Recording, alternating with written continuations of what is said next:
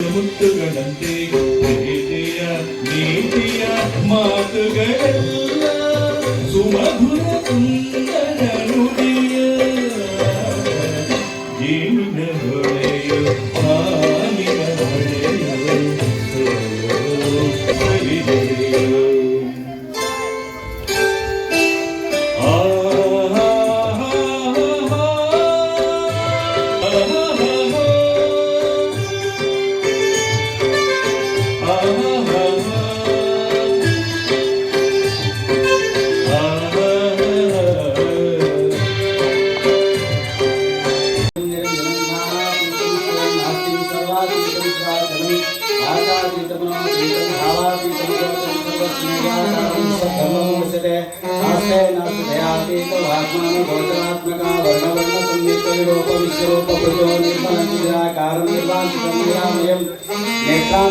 दैव ब्रह्मज्ञानं प्रकाशितं गोवर्णं च गुणातीतं भौवर्णं च रूपवर्जितो गुणारूप विनाशाय तस्मै श्री गुरुवे नमः।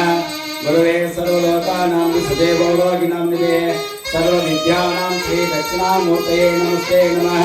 श्री सुलभृत सेवक भवनाशनं तव पादपद्मं सततं वासो मुख सुरसेवने ईशनिधमङ्गलम् श्रीमन्मङ्गल गौरी चित्तनिलयं श्री सत्यानं श्रीमद्भक्तकुलाब्धिसोम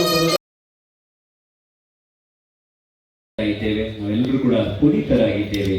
ಯಾಕಂದ್ರೆ ನಾನು ಮತ್ತೆ ಹೇಳ್ತಾ ಇದ್ದೀನಿ, ಇವತ್ತಿನ ಯುವ ಪೀಳಿಗೆ ನಾವು ಪಾಶ್ಚಿಮಾತ್ಯ ಸಂತತಿಯನ್ನ ಬೆಳೆಸ್ತಾ ಇದ್ವಿ, ಪಾಶ್ಚಿಮಾತ್ಯ ಪದ್ಧತಿಯ ಕಡೆಗೆ ನಾವು ಬಹಳ ಮಾರು ಹೋಗ್ತಾ ಇದ್ವಿ. ಅದರಲ್ಲೂ ಕೂಡ ಇವತ್ತು ಈ ಒಂದು ಹೊಸ ವರ್ಷದ ಸಂದರ್ಭದಲ್ಲಿ ಒಂದು ಹೊಸ ಪದ್ಧತಿಯನ್ನು ಹುಟ್ಟುವಾಗಿದ್ದಂತಹ ಈ ಒಂದು ವೇದಿಕೆ ಅಖಿಲ ಕರ್ನಾಟಕ ಅಂಗವಿಕಲರ ಸೇವಾ ಟ್ರಸ್ಟ್ ಬೆಂಗಳೂರು ಎಲ್ಲ ಪದಾಧಿಕಾರಿಗಳಿಗೆ ಮತ್ತೊಮ್ಮೆ ಅಭಿನಂದನೆಗಳು ಅಂತ ಹೇಳ್ತಾ, ಈಗಾಗಲೇ ಅನೇಕ ಜನ ಸಾಧಕರು ಬಂದಿದ್ದೀರಿ, ಅನೇಕ ಮಹನೀಯರು ಬಂದಿದ್ದೀರಿ. ನಿಮಗೆಲ್ಲರಿಗೂ ಕೂಡ ಪ್ರಶಸ್ತಿ ಪ್ರದಾನ ಕಾರ್ಯಕ್ರಮ ಪ್ರಾರಂಭ ಆಗುತ್ತೆ. ಗುರುಗಳ ಆಶೀರ್ವಾದ ಆದ ನಂತರ ತಕ್ಷಣವೇ ಈ ಒಂದು ಪ್ರಶಸ್ತಿ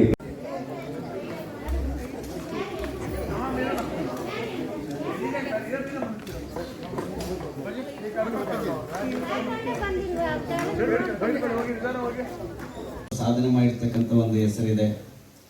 ಎರಡನೇದಾಗಿ ನಾನು ಬಾಲ್ಯ ವ್ಯವಸ್ಥೆಯಲ್ಲಿ ನಾನು ತುಂಬ ಓದಬೇಕು, ಚೆನ್ನಾಗಿ ಒಂದು ಗೌರ್ಮೆಂಟ್ ಕೆಲಸ ತಗೋಬೇಕು ಅಂತ ನಮ್ಮ ತಂದೆ ತಾಯಿಯವರ ಕನಸಿತ್ತು. ಅದೆಲ್ಲ ನುಚ್ಚುನೂರು ಮಾಡಿ ಹಾಕ್ಬಿಟ್ಟೆ. ನಾನು ಗೌರ್ಮೆಂಟ್ ಕೆಲಸ ತಗೋಬೇಕು ಅನ್ನೋದು ನಮ್ಮ ತಂದೆ ತಾಯಿ ಆಶೀರ್ವಾದ ಇತ್ತು, ಆಸೆ ಇತ್ತು. ನಾನೆಲ್ಲ ನುಚ್ಚುನೂರು ಮಾಡಿಬಿಟ್ಟೆ. ಏನು ಮಾಡ್ಬೇಕೀಗ? ತುಮಕೂರು ಜಿಲ್ಲೆ ಶಿರಾ ತಾಲೂಕು ಹುಲಿಕುಂಟೆ ಹೋಬಳಿ ತಡಕ್ಲೂರು ಪೋಸ್ಟು ಬಸವಾಪುರ ಶ್ರೀ ಬಸವೇಶ್ವರ ಸ್ವಾಮಿ ದೇವಸ್ಥಾನ ಮತ್ತು ಬಸವೇಶ್ವರ ರಾಜಯೋಗ ಮಠದ ಸಂಸ್ಥಾಪಕರಾಗಿ 2000ನೇ ಇಸ್ವಿಯಲ್ಲಿ ಪ್ರಾರಂಭ ಮಾಡಿಕೊಂಡೆ ಆಧ್ಯಾತ್ಮ ಜ್ಞಾನದಲ್ಲಿ.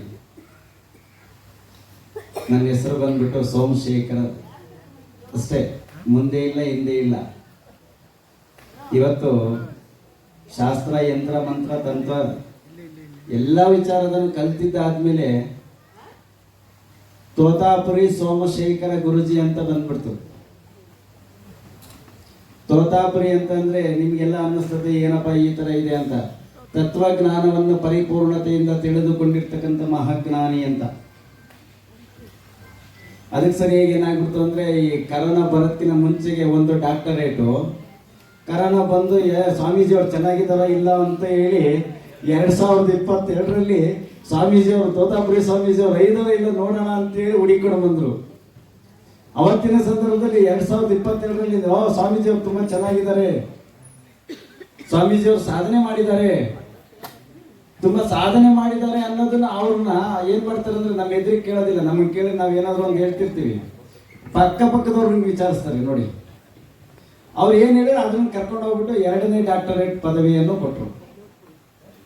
ಇಡೀ ನಮ್ಮ ತುಮಕೂರು ಜಿಲ್ಲೆಯಲ್ಲಿ ನಾನು ಮಾಡಿರ್ತಕ್ಕಂಥ ಒಂದು ಪುಣ್ಯ ಪ್ರಾಪ್ತಿ ಅದು. ನಮ್ಮ ತಂದೆ ತಾಯಿ ಆಶೀರ್ವಾದ ಯಾವ ರೀತಿ ಇದೆ ಅಂದರೆ, ನಮ್ಮ ಸಿದ್ಧಗಂಗಾ ಶಿವಕುಮಾರ ಸ್ವಾಮೀಜಿ ಆಶೀರ್ವಾದ ನನ್ನ ಜೀವನದಲ್ಲಿ ಮರೆಯಲಾರದಂಥದ್ದು. ಮತ್ತು ಇವತ್ತಿನ ದಿನವೂ ಕೂಡ ಅಷ್ಟೇ. ಇವತ್ತಿನ ದಿನ ಏಕೆ ಅಂದರೆ 2026ನೇ ಇಸ್ವಿಯಲ್ಲಿ ಜನವರಿ ತಿಂಗಳು 1ನೇ ತಾರೀಕು ಎಂಥ ಕಾರ್ಯಕ್ರಮಕ್ಕೆ ಬಂದಿದ್ದೀವಿ ಅಂದರೆ, ನಮ್ಮ ಜೀವನದಲ್ಲಿ ಮರೆಯಲಾರದಂಥ ದಿನ. ಹಾಗೂ ನಮ್ಮ ಮಂಜಣ್ಣವರು ತುಂಬ ಅದ್ಭುತವಾಗಿ ಆಲೋಚನೆ ಮಾಡಿ ಈ ದಿನವನ್ನು ಫಿಕ್ಸ್ ಮಾಡ್ಕೊಂಡಿದ್ದಾರೆ. ಸುಮಾರು ಒಂದು 3 ತಿಂಗಳಾಯ್ತಾ ಈ ಕಾರ್ಯಕ್ರಮ ಮಾಡಬೇಕು ಅಂತ ಅಂದ್ಕೊಂಡು ಮಂಜಣ್ಣವರು 3 ತಿಂಗಳಿಂದ ಸಾಧನೆ.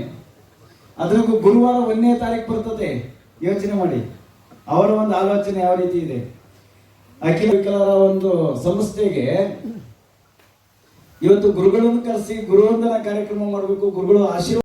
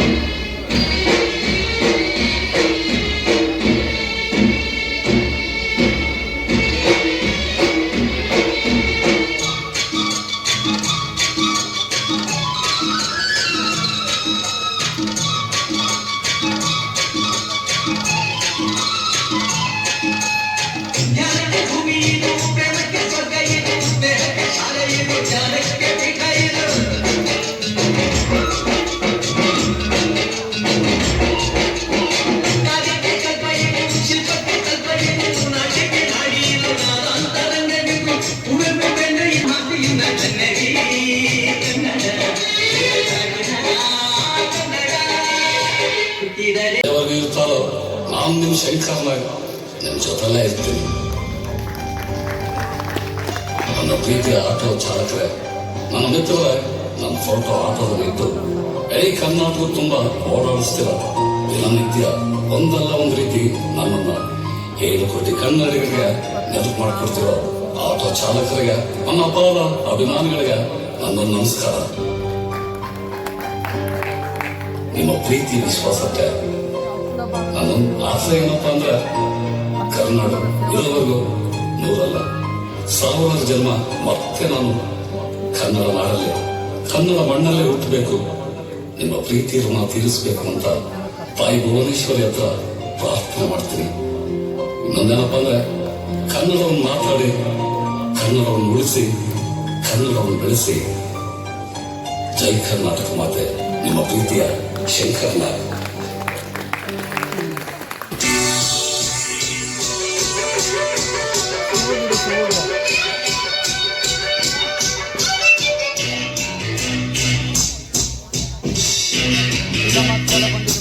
ಸ್ವಾಮೀಜಿ ಮಿಸ್ ಮಾಡಬೇಕು. ನಾನು ಕಾಯ್ತಾ ಇದ್ದೆ, ಸ್ವಾಮೀಜಿ ಮಿಸ್ ಮಾಡಬೇಕು, ಮಿಸ್ ಮಾಡೋ ಅವಕಾಶ ಸಿಗಲಿಲ್ಲ.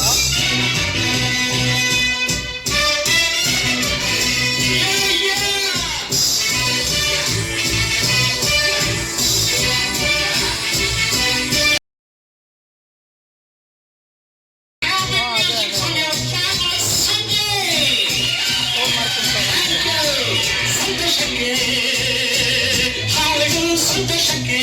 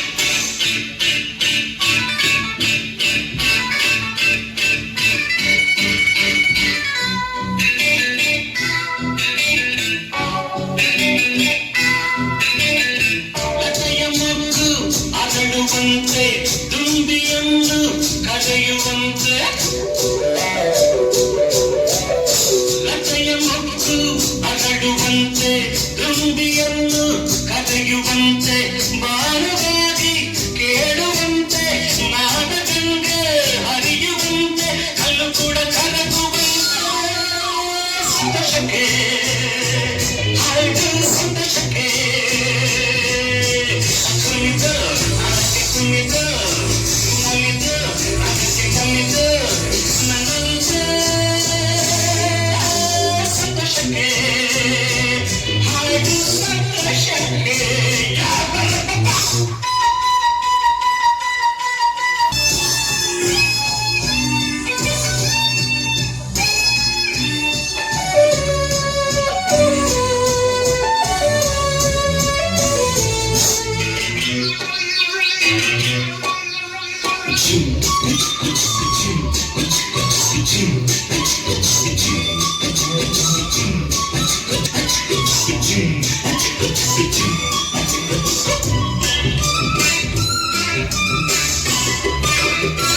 ಮಾಡ್ಕೊಂಡೇ ಬಿಟ್ಟ ಅವನು.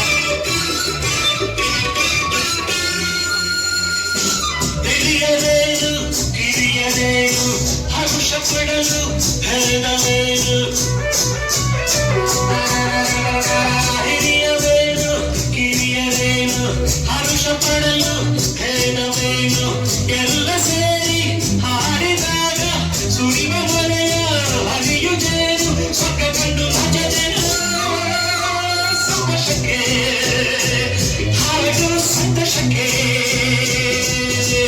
ಕುಣಿತ ಅದಕ್ಕೆ ಕುಣಿತ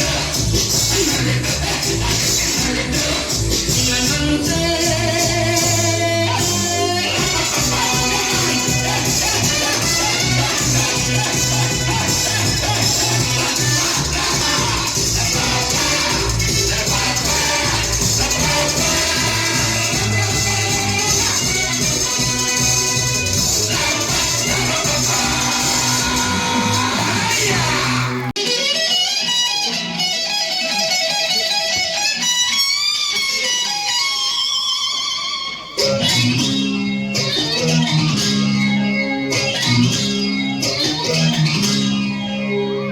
ಇದು ಹೂವಿನ ಲೋಕವೇ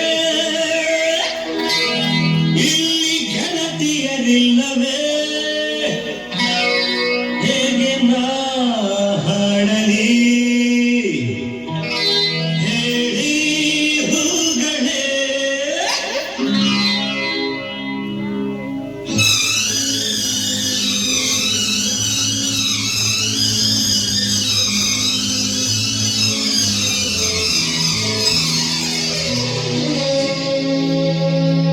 ಯಾರೆ ನೀನು ರೋಜಾ ಹೂವೆ ಯಾರೆ ನೀನು ಮಲ್ಲಿಗೆ ಹೂವೆ ಹೇಳೆ ಹೋಚಿಲುವೆ ಚಿಲುವಿನ ಹೂವೆ ಸೌಗಂಧ ಹುವಲ್ಲಿ ಕಟ್ಟಿ ಸೌಂದರ್ಯ ನಿಮ್ಮಲ್ಲಿ ಕಟ್ಟಿ ಸಂಗೀತ ನನ್ನಲ್ಲಿ ಸೇರಿ ಹೋಗಿದ್ದೆ ಯಾರೆ ನೀನು ರೋಜಾ ಹೂವೆ ಯಾರೆ ನೀನು ಮಲ್ಲಿಗೆ ಹೂವೆ ಹೇಳೆ ಹೋಚಿಲುವೆ ಚೆಲುವಿನ ಹೂವೆ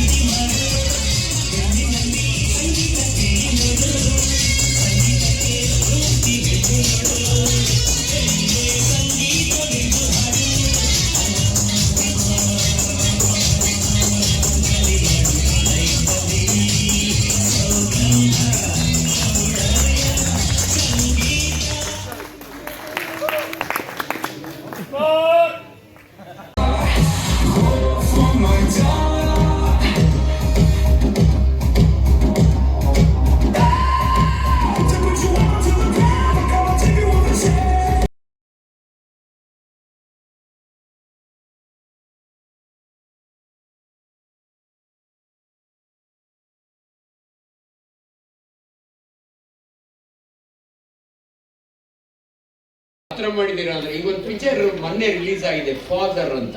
ಆ ಫಾದರ್ ಪಿಕ್ಚರ್ ನೊಳಗೆ ನಾನು ನಿಜ ಜೀವನದಲ್ಲಿ ಡಾಕ್ಟರ್ ಆದ್ರೂ ಕೂಡ ಸಿನಿಮಾದೊಳಗೆ ಡಾಕ್ಟರ್ ಪಾತ್ರ ಮಾಡಿದ್ದೀನಿ. ಸೊ ಹಾಗಾಗಿ ಎಲ್ಲೋ ಒಂದ್ ಕಡೆ ಅವ್ರ ಜೊತೆ ಕೂತ್ಕೊಳ್ಳೋದೇ ಒಂದು ಹೆಮ್ಮೆ. ಒಂದೇ ಒಂದು ಮಾತು ಹೇಳ್ತೀನಿ, ವೈದ್ಯನಾಗಿ ಅನೇಕ ವೈದ್ಯಕೀಯ ವಿಚಾರಗಳನ್ನು ಜನಸಾಮಾನ್ಯರಿಗೆ ಅರ್ಥವಾಗುವಂತೆ ಹೇಳುವ ಆ ವಿದ್ಯೆಯನ್ನು ದೇವರು ನನಗೆ ಕೊಟ್ಟಿದ್ದಾನೆ. ಯಾಕಂದ್ರೆ ನಾನು ಕನ್ನಡ ಮೀಡಿಯಂ ಓದಿರೋ ಹುಡುಗ. ನಾನು ಬಹಳ ಜನ ಕೇಳ್ತೀನಿ, ನೋಡಕ್ ಬೆಳ್ಳಗೆ ಫಾರಿನ್ ಡಾಕ್ಟರ್ ತರ ಇದ್ರು. ನಾನು ಫಾರಿನ್ ಡಾಕ್ಟರ್ ಅಲ್ಲ, ಕರೆಕಲ್ ತುಮಕೂರು ಹನುಮಂತರಾಯಪ್ಪನ ಮಗ, ನಾನೊಬ್ಬ ರೈತನ ಮಗ. ಅದು ಬಹಳ ಹೆಮ್ಮೆ ಇದೆ. ಈ ಕಾರ್ಯಕ್ರಮಕ್ಕೆ ಮಿಸ್ಸೇ ಮಾಡಲ್ಲ, ಯಾಕಂದ್ರೆ ಶ್ರೀಧರ್ ಇದ್ದಾರೆ, ಅವರಂತೂ ನಾನು ಬಿಡೋದಿಲ್ಲ. ಹಸಿರೆ ಉಸಿರನ್ನ ನಮ್ಮ ಇಲ್ಲೇ ಇದ್ದಾರೆ ನೋಡಿ, ಎಷ್ಟು ಕಾರ್ಯಕ್ರಮಗಳಿರ್ತಾರೆ. ಹೆಂಗೋ ಸಮಯ ಮಾಡ್ಕೊಂಡು 10 ನಿಮಿಷ ಬರ್ತೀನಿ. ಬಟ್ ಬಂದಾಗೆಲ್ಲ ನಿಮ್ಗೊಂದು ವಿಚಾರ, 20 ವರ್ಷದ ಹಿಂದೆ ಬೆಂಗಳೂರಿನಲ್ಲಿ ಯಾರು ಸೀಬೆ ಹಣ್ಣು, ಚೇಪೆ ಹಣ್ಣು, ಗೋವಾನ ತಿಂತಿರ್ಲಿಲ್ಲ. ಪುಕ್ಕಟ್ಟೆ ಕೊಟ್ಟರು ತಿಂತಾ ಇರಲಿಲ್ಲ. ನಾನು ಅದ್ರ ಬಗ್ಗೆ ಹೇಳಿದೆ ಒಬ್ಬ ರೈತನ ಮಗನಾಗಿ. ಯಾಕೆ ಹೇಳಿದೆ ಅಂದ್ರೆ, ನಾನು ಯಶವಂತಪುರ ಮಾರ್ಕೆಟ್ಗೆ ಹೋಗ್ತೀನಿ, ನಮ್ಮೂರಿನ ಕೆಂಪಣ್ಣ ಅಲ್ಲಿ ವ್ಯಾಪಾರ ಕೊಂಡ್ಕೊಳ್ತಾ ಇದ್ದಾನೆ. ನನಗೆ ಆಶ್ಚರ್ಯ, ಇವಂದೇ 2 ಚೇಪೆ ತೋಟ ಇದೆ ಊರಿನಾಗೆ. ನಾವು ಚಿಕ್ಕ ಹುಡುಗರಾಗಿದ್ದಾಗ ಅವನ ತೋಟದಾಗೆ ಕದ್ಕೊಂಡು ತಿಂತಾ ಇದ್ದ.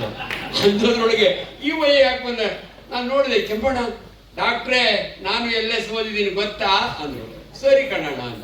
On apple A day keeps A doctor away ಅಂತ ಟಿವಿ ಒಳಗೆ ಹೇಳ್ತಾರೆ, ಗೊತ್ತಾ ಅಂದ್ರು. ಗೊತ್ತು ಕಣ್ಣಣ್ಣ ಅಂದೆ.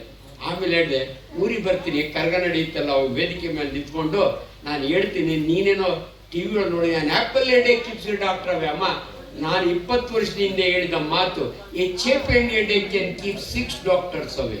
ಒಂದು ಸೀಬೆ ಹಣ್ಣು 6 ಆಪಲ್ಗೆ ಸಮ. ಅದು ಹೇಳಿದ ಮೇಲೆ ಇವತ್ತು 120 ರೂಪಾಯಿ ಕೆಜಿ ಆಗೈತೆ. ನಿಜವಾಗ್ಲೂ ತಿನ್ನಿ. ತುಂಬಾ ತಪ್ಪು ಹೇಳೋರು, ಚೇಪೆ ಹಣ್ಣು ತಿಂದ್ರೆ ಗೊಣ್ಣೆ ಸುರಿತದೆ ಅಂತ.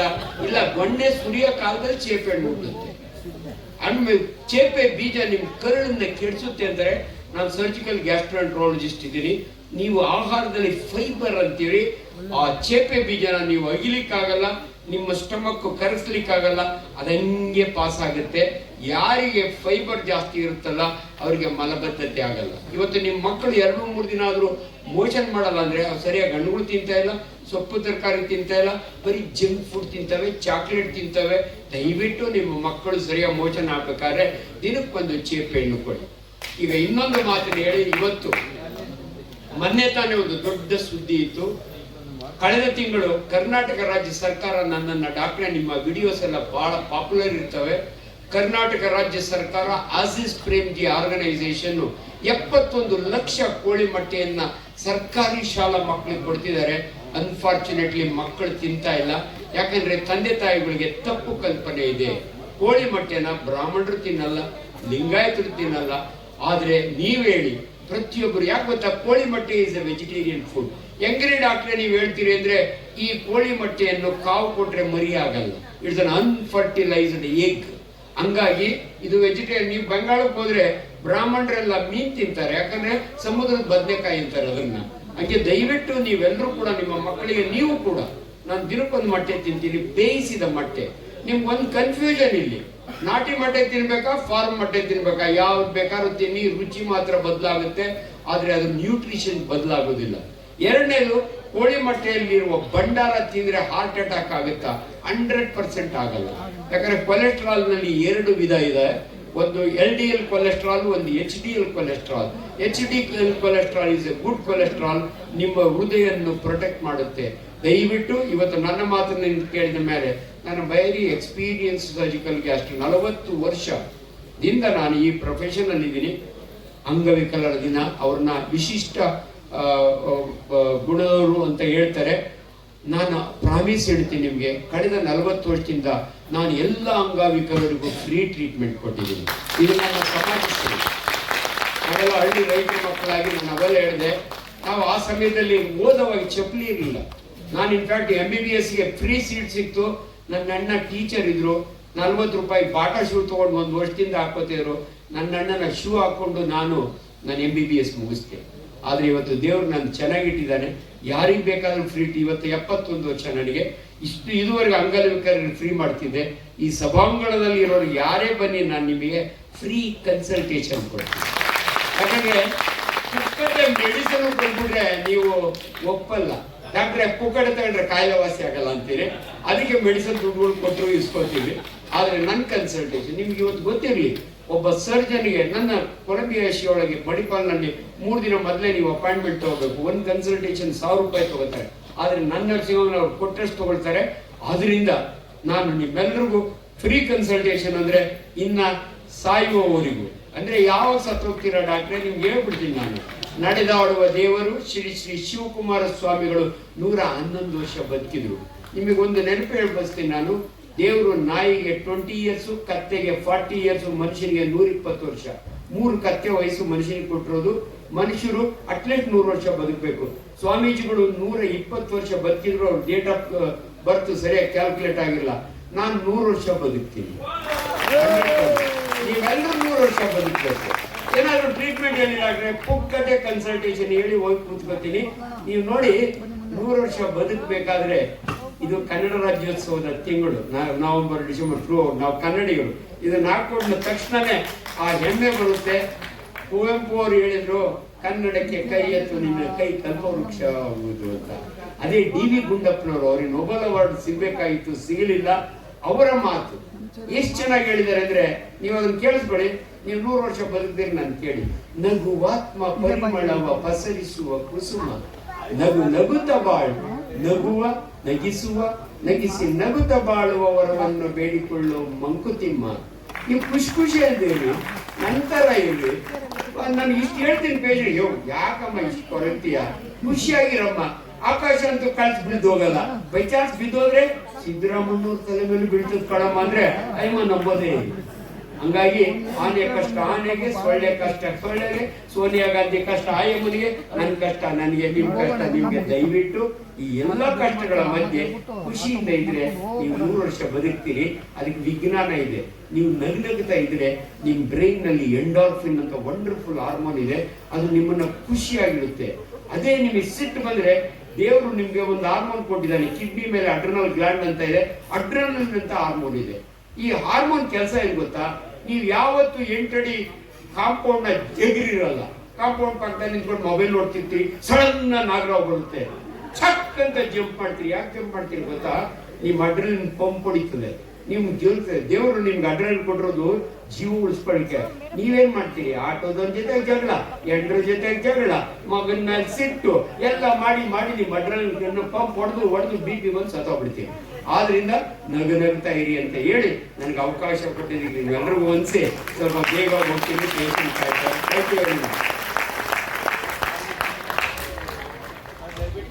ಅದ್ಭುತವಾಗಿ ಆರೋಗ್ಯವೇ ಭಾಗ್ಯ, ಅಂಗೈಯಲ್ಲಿ ಆರೋಗ್ಯ, ನಮ್ಮ ಬದುಕು ನಮ್ಮ ಆರೋಗ್ಯ ನಮ್ಮ ಜೀವನ ಅಂತೇಳಿ